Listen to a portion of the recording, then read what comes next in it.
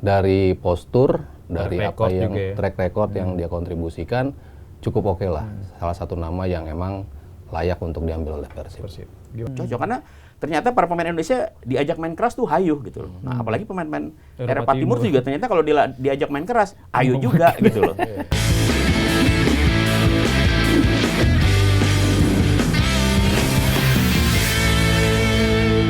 Kita tahu Persib Bandung beberapa hari lalu akhirnya meresmikan penyerang timnas Montenegro ya, namanya Balša Sukelic, dan nggak cuma jadi penyerang sebagai penyerang timnas, dia juga bersatu sebagai top skor Liga Montenegro musim lalu dengan koleksi 15 gol. Nah, kita tahu Persib Bandung juga punya track record bagus nih dengan pemain Montenegro kayak Vladimir Vujovic yang pernah juara Liga 1 juga di tahun 2014 sama Persib. Terus juga ada Milan Radovic juga tuh yang punya tendangan bebas luar biasa lah saat itu ketika membela Persib Bandung. Nah, terkait kedatangan Balša Sukelic ini seperti apa nih Mas Haryo dan juga Mas Kesir? Mas Kesir dulu apa? Mas Haryo.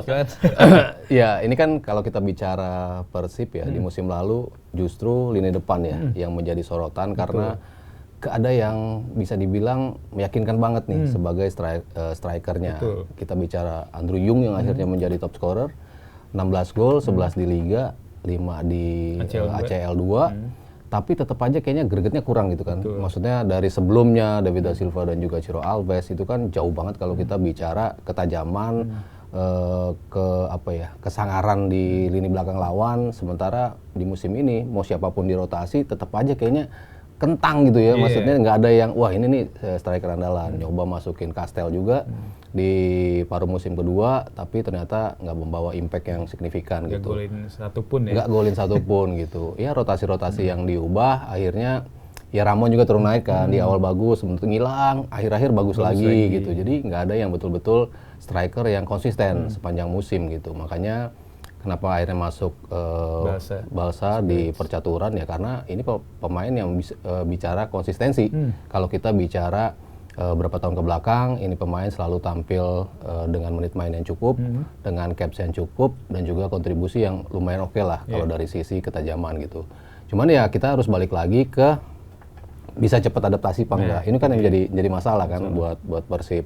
Ketika kemarin mereka cuci gudang, lalu datangkan pemain-pemain, awalnya juga nggak ada yang meyakinkan satu-satu gitu, dan siapa sih akhirnya bisa tampil konsisten, ya itu kan belum terjawab juga gitu sampai akhir musim gitu. Walaupun ya untungnya lini kedua mereka bisa support, akhirnya tajam bisa mencetak gol demi gol dan akhirnya membawa Persib juara. Nah kita bicara nanti bisa nggak dengan cepat adaptasi, kan kemarin kita akhirnya sosok Bojan Hodak yang kita angkat kan, ini kan pelatih yang bisa ngebuat tim itu cepat adaptasi gitu. Nah, apa Igor Tolić bisa nih untuk bisa cepat atau enggak? Itu yang masih harus kita tunggu sih. Cuman kalau dari nama, dari postur, dari apa yang track record yang dia kontribusikan cukup oke lah.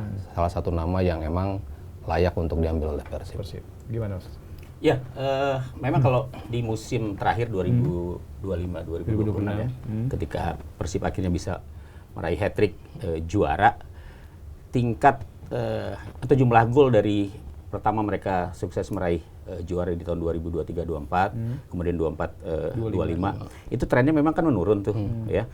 Yang paling dahsyat memang ketika ada Ciro Alves dan David da Silva ya. Tapi ketika kemudian terjadi perubahan di barisan penyerang, produktivitas gol yang dimiliki oleh Persib ini menurun.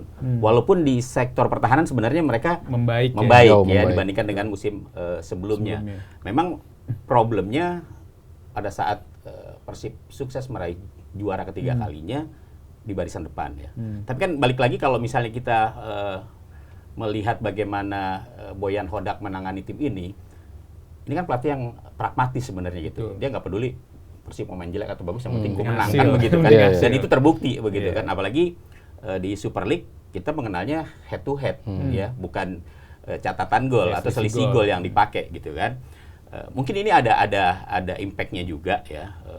Tapi memang kalau kita mau lihat dari musim ke musim, memang ada penurunan ketajaman dari striker-striker atau penyerang-penyerang yang dimiliki Persib ya. Andre Yung tadi sudah disebutkan Sabto 11 gol di Liga ya.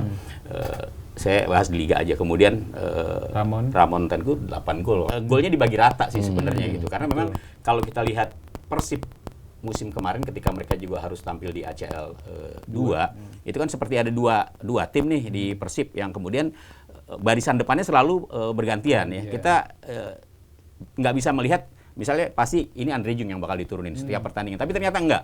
Kadang-kadang Andre Jung cadangan, Tenki jadi starter atau sebaliknya begitu. Nah, saya kira kalau ke depan atau musim 2026-2027 kemudian Persib tampaknya sih dengan Igor Tolic tampaknya masih sama nih strateginya dengan Boyan Hodak, karena kan dia turunannya nih gitu ya.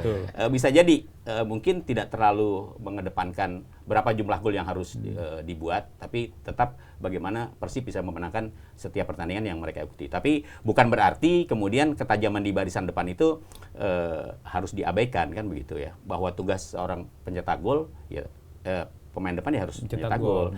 Dan saya kira dengan hadirnya Sikulic ini ada harapan baru lah, walaupun kita belum tahu nih ya, apakah dia udah bisa langsung nyetel dengan Persib. Yang jelas kan masih adaptasi, harus ada adaptasi lah gitu kan. Bagaimana kemudian pemain ini akan bisa langsung tune in atau enggak nih ya dengan pemain-pemain Persib lainnya. Saya kira ini tantangan, tapi dengan kehadiran pemain baru, saya kira ini harusnya sih makin meningkatkan gairah para pemain Persib untuk menatap Liga musim lebih semangat gitu. Ini ternyata Mas Haryo juga Mas Kesit ada fakta unik nih, kita tahu ternyata runner up top skor Liga Montenegro musim lalu nih si Đorđe Maksimović mencetak 14 gol, hanya beda 1 gol sama si Basa Sekulic ini. Dan ternyata kalau kita cek di transfer market, si Đorđe Maksimović ini ternyata di musim 2024-2025 pernah main di Liga 2. Liga 2 di Indonesia nih. Main di Gresik United. Saat itu dia cuma main 7 kali dan mencetak 1 gol. Tapi musim setelahnya dipindah ke Liga Montenegro itu dan hasilnya bisa mencetak 14 gol dan jadi runner up top skor di bawah si Basa Sekulic. Nah, melihat fakta ini seperti apa Mas Haryo, Mas Kesit? Apakah memang ternyata Liga Montenegro nggak bagus-bagus banget gitu? Karena si Đorđe Maksimović ini udah ngelihat di Indonesia dia ternyata cuma bisa golin 1, tapi ketika dia main di Montenegro yang kita tahu ya pasti levelnya di atas Indonesia lah, tapi nyatanya bisa golin lebih banyak. Iya, itu masalah adaptasi ya. Kalau kita bicara Liga Indonesia kan nggak semua bisa tune in dengan cepat gitu. Kalau kita lihat keturunan Brazil, ya mereka cepat adaptasinya. Ya mungkin karena suhunya lebih cocok, gaya bermainnya juga mungkin mereka lebih cepat untuk adapt, sehingga mereka bisa tampil cepat langsung bagus gitu. Dan kalau bicara DDS sama Ciro kan sebelum ke Persib kan juga mereka udah duluan ada di sini juga kan, udah ada Persebaya, dia datang dan akhirnya gacornya di Persib gitu. Sementara kalau pemain-pemain Eropa ya kita contohnya kemarin Kastel, Jung itu kan juga nggak cepet gitu untuk bisa adaptasi. Gaya bermainnya memang berbeda, kultur juga sepak bolanya berbeda. Kalau mereka bermain mungkin di level Asia, makanya akhirnya kan Jung lebih bagus ketika tampil di ACL kan, karena mungkin gaya bermainnya lebih sesuai gitu dibandingkan murni di Liga Indonesia gitu. Jadi ini menjadi tantangan juga bagi Balsa juga Sikulic ketika lo datang dari Eropa, lo bisa nggak untuk cepat adaptasi di sini gitu dengan gaya bermain. Udah ada contoh nih, temen lo kemarin ternyata pas nyoba di sini nggak terlalu bagus gitu kan, tapi ketika balik sana lo tetap tajam. Sebenarnya kan berarti kan lo nggak ada penurunan harusnya gitu kan, tapi ketika dia main di sini ada something yang mereka nggak bisa adapt dengan cepat. Nah ini kan yang selalu bisa menjadi tantangan yang harus bisa dijawab oleh striker-striker Eropa pastinya.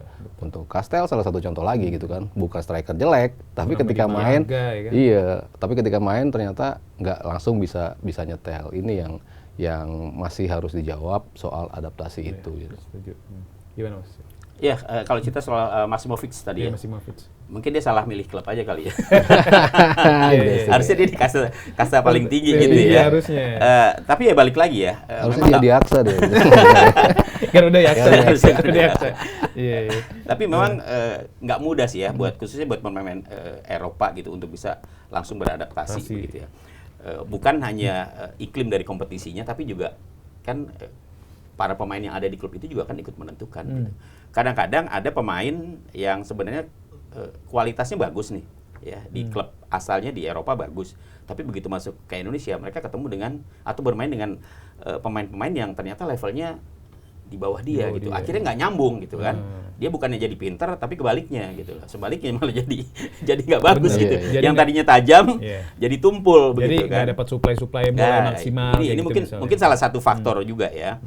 Selain soal adaptasi itu. Jadi sebenarnya kalau saya sedikit bergeser main dari Eropa Timur, Serbia, Montenegro, Kroasia, itu buat Indonesia sebenarnya cocok loh. Kenapa saya bilang begitu? Mereka tuh fighting spiritnya tinggi banget. Etos Eropa kerjanya. Timur. Saya punya pengalaman. Saya dulu pernah di Solo. Ya, saya pernah pegang tim klub di Solo.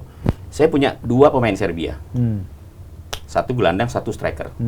Itu pemain-pemain lokal Solo itu banyak belajar dari saya bagaimana cara duel gitu ya. Terus mereka tuh selalu serius gitu. Itu kelihatan kalau misalnya striker dia nggak bisa bikin gol gitu. Ada satu peluang yang sebenarnya dia bisa jadi gol. Itu dia keselnya tuh, wah setengah mati gitu kan. Terus pelatih yang saya bawa juga dulu dari Serbia. Itu salah satu pelatih top di Serbia, bekas pemain Red Star Belgrade ya, namanya Branko Babic. Terus gelandang yang saya ambil itu adiknya Nikola Lazetic. Oh, adiknya Nikola Lazetic Yang main di Lazio, namanya Zelatko. Itu gelandang elegan, dia pernah main di Liga Champions bersama klub di salah satu klub di Liga Yunani gitu ya. Jadi memang kultur sepak bola Indonesia, ini saya dapat cerita dari dia ya.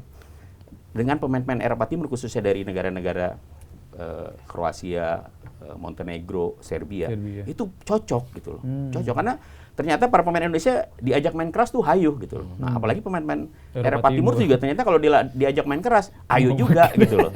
Jadi ya pertama memang selain kualitas ya bagaimana kemudian para pemain yang ada di klub itu bisa beradaptasi. Kalau kemudian ada pemain yang moncer di klub-klub luar Indonesia tapi begitu datang ke Indonesia ya menurut saya mungkin salah satu faktornya itu tadi kesenjangan kualitas antara pemain asing dengan pemain lokal gitu. Ya, setuju sih. Ini